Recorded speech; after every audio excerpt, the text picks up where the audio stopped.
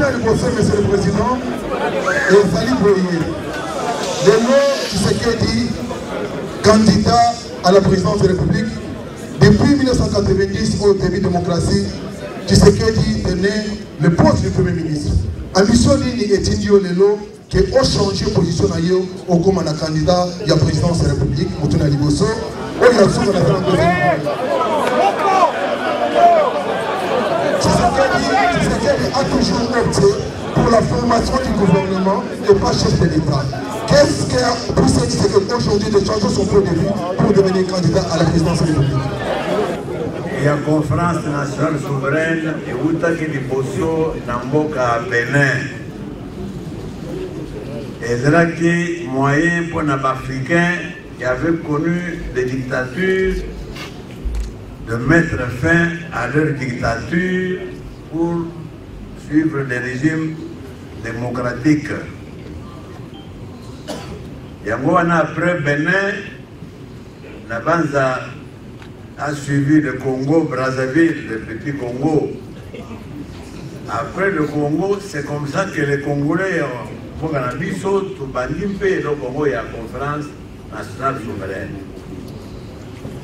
Donc, la conférence nationale souveraine devait désigner non pas un premier ministre, devait désigner le chef de l'État.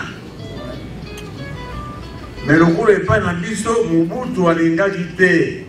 Mobutu était contre la conférence nationale souveraine. Et comme il était là, on ne pouvait pas faire autrement. Tout ça qui n'a pas été pour tout qui était au Mobutu.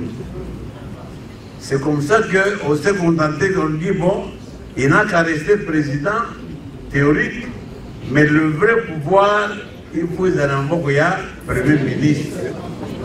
Il y a une conférence nationale souveraine, et ça qui est constitution d'Ango, et puis ça qui est tout le pouvoir du pays n'a premier ministre. Pour que Mobutu ait Kalawana parce qu'il est contre. Il a un pouvoir dans titre de chef de l'État, mais le pouvoir est entre les mains du Premier ministre. Par exemple, Mobutu règne, mais ne gouverne pas. Donc, ce n'était pas la finalité. Il y a une conférence nationale. La conférence nationale devait désigner un président. Et si Mobutu n'avait pas fait de résistance, j'allais être élu président de la République et pas Premier ministre.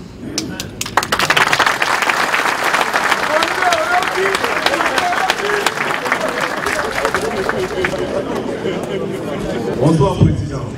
Bonsoir. Question à nous Zaliboye. Pouvoir les enfants acquisés, il est presque un quartier, il y a des tiraillements entre les politiciens et la famille. Balobi que yo oamisier bateau bakangisa ba combattant. Bateau banima botelema na 12e rue pour la biso pour la Congo.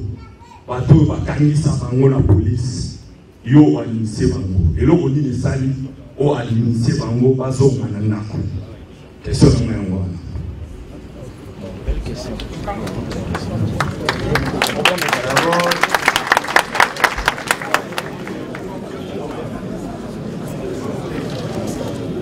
D'abord, l'arrestation est seulement dans l'atmosphère pour une base qui division entre combattants. Ce qui un combattant est secrétaire général, donc on a contre le groupe Moussousou. Ce qu'on a eu qui était combattant dans le groupe Moussousou, parce qu'il y a une manifestation, il faut qu'il y ait un bango. Il y a un qui absent en Belgique, malade. Et c'est normal qu'à mon retour, na petit signe soana na bengiba na konva de presse baza isika moko. C'est comme ça que j'ai aboli toutes ces la conséquence il y a division na nengeli juste à la terre yango wana na pardonner bato nyonso wana bakangaka ba combattant pour te tout ça libérer makambo ngo tukende liboso na kimoko. Voilà pourquoi j'ai pu pardonner ces choses-là. Merci papa, je me présente comme mon toi. Papa, effort oyo ogosala. Mais bandeko oyo bazana na mboka oyo bakolabo bazo comprendre kaka te siko sutano ezani onalingi nayeba nano bato oyo bakolabo so na bango ezani po biso soki torekipere mboka eza facile mais bato bandeko na biso wana bango nde motu donc eza siko lokola division moko ya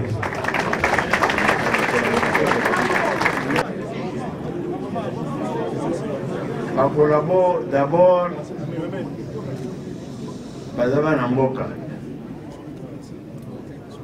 et puis biso tomondaki mbula na mbula po te démocratie ezala na mboka na biso, c'est-à-dire makambo ya parti unique esila lokola bazaba na mboka parti mpe unique ezali te mais bazali oyo balingi basala parti na bango basali ndenge balingi mais baoyo basalaka bacrime oyo ndenge tobeuti koloba na suka awa ya makambo ya violation des femmes koboma bato lokola sikoyo justice ezali te biso tokotisa état de droit, c'est-à-dire où la loi est le roi. Il faut pas qu'elle ne réponde devant la justice.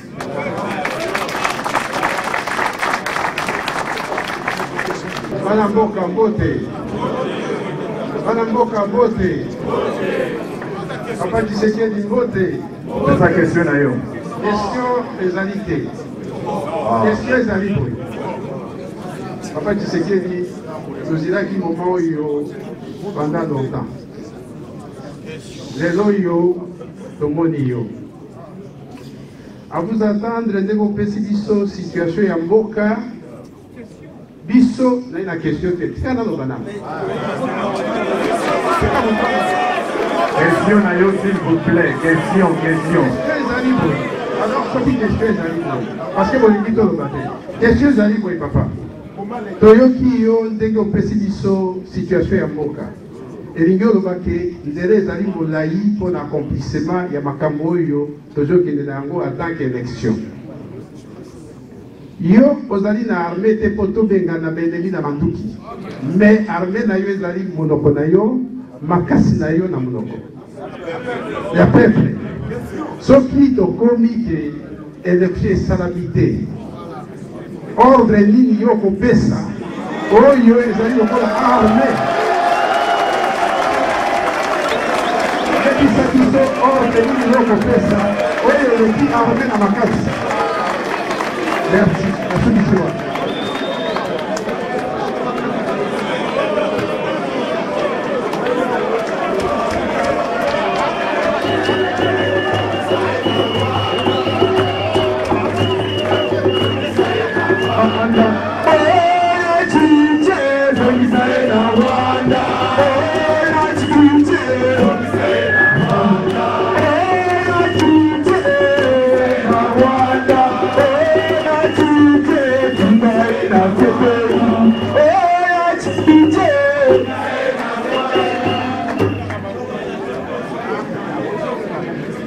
La réponse à Namutunayo est allée dans l'article 64 de la Constitution.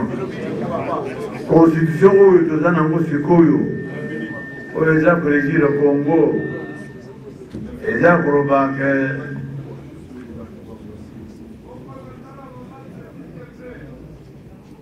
personne n'a le droit d'obéir à un gouvernement qui est contre ou qui agit contre la présente constitution. Ça veut dire quoi? Hypothèse où tu peux il y a moto à bol pour ça l'élection.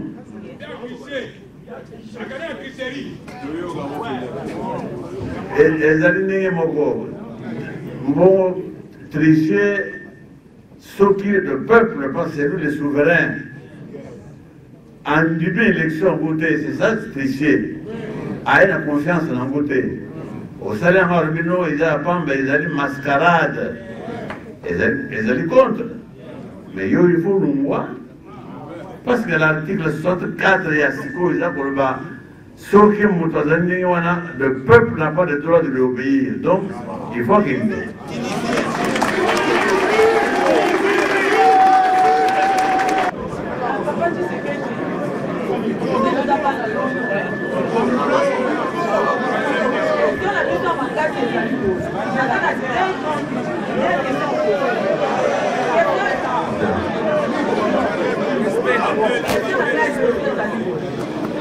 Garantie nini oyo yo okopesa biso po biso tosomba bagarde tobenga bademokratisaka toloba oui okende kokote papa etieni.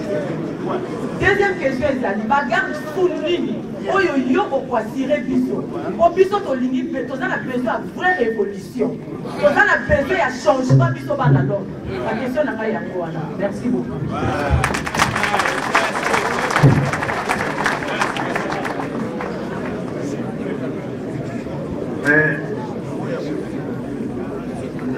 Kaka na poko na banza na lobaki moke mwa ndambo esika etumba na ngai ebandaki etumba oyo mwa histoire oyo ezali nsima na ngai na banza ezali te garanti okopesama na peuple mobimba. Naza na garanti mosusu te parce que l'UDPS a lutté pour un changement. Changement, c'est-à-dire, les bateaux union sur Bagamba Kimboka, sur le Basaki, Magambo Union sur Basaki, tout ça, anti-valeur. Entre autres, Kokosa Bateau, Koiba. Or, l'UDPS combat contre ces choses-là. Garantie ni yuri ina pesa susu pote bundi mangai. Bonsoir papa Tshisekedi. Bonsoir. Toki au sale exposé à autre c'est pas une mais question na ngeza lipo tout na ngeza lipo. Tozo kele na élection.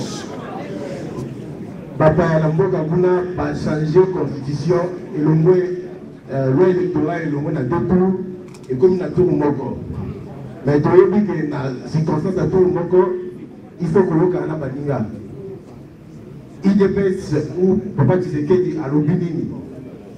Voilà, on n'a pas parti à des choses pour la Mouyo qui a tout présenté candidature Moko. Question à moi.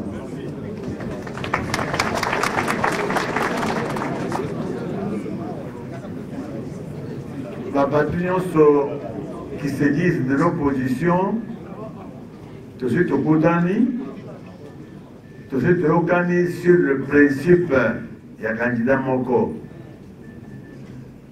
Mais, le rôle, il n'y a pas longtemps, c'est à mon retour le 8 décembre que l'opposition a commencé à s'organiser. Parce que Liboso, la dictature était totale. Donc, y compris pour l'UDPS. Il y a la première phase, ils allaient que tout le monde